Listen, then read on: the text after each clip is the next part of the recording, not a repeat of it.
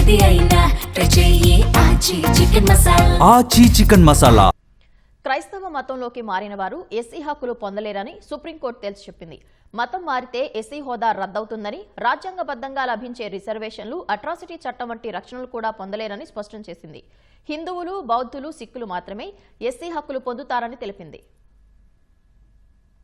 క్రైస్తవ మతంలోకి మారిన వారికి అట్రాసిటీ చట్టం వర్తించదని సుప్రీంకోర్టు స్పష్టం చేసింది. బాపట్ల జిల్లా పిట్టలవానిపాలెంలో పాస్టర్ చింతాడ ఆనంద్ ఎలాంటి అనుమతులు లేకుండా చర్చి నిర్వహించడంపై అక్కల రామిరెడ్డితో పాటు స్థానికులు అభ్యంతరం తెలిపారు. అయితే ఆనంద్ వారిపై అట్రాసిటీ నిరోధక చట్టం కింద కేసు పెట్టారు. ఆ కేసును కొట్టివేయాలని రామిరెడ్డి, స్థానికులు హైకోర్టును ఆశ్రయించారు. ఆనంద్ పుట్టుకతో హిందువని, క్రైస్తవం స్వీకరించడంతో షెడ్యూల్ కులానికి చెందరని రామిరెడ్డి తరపు న్యాయవాదులు హైకోర్టుకు తెలిపారు. ఎస్సీ అట్రాసిటీ చట్టంలోని సెక్షన్లు ఆయనకు వర్తించవని, ఫిర్యాదు చట్ట వ్యతిరేకమని వాదించారు. తమపై పెట్టిన కేసుకు విచారణ అర్హత లేదని పేర్కొన్నారు.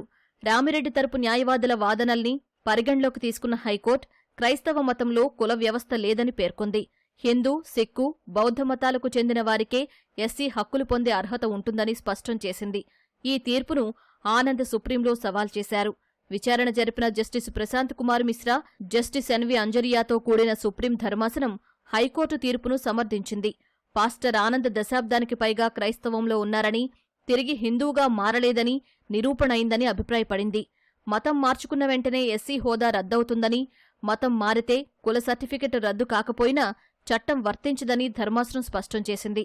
సర్టిఫికెట్ ఉంది కాబట్టి రక్షణ కల్పించాలని చెప్పలేమని సుప్రీంకోర్టు తేల్చి చెప్పింది.